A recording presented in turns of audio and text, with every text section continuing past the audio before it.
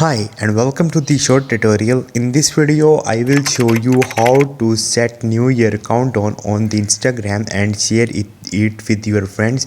Watch this video till the end and you have to follow the same procedure, and if this video really helps you out, to subscribe to my channel. So first of all you have to open your Instagram. Once you will open it, you have to open your story and click on this camera. Now click a picture. After that you have to click on the sticker on the right top, and here you have to search for the countdown. Click on it and here you have to write something like new year. Loading.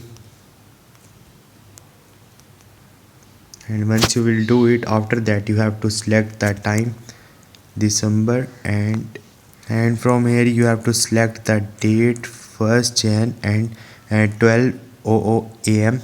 And once you will do it, it's okay. Now share it with your friend. Hope this video will helpful for you. If you have any question, you can ask me in the comment section, and don't forget to subscribe my channel. Thank you.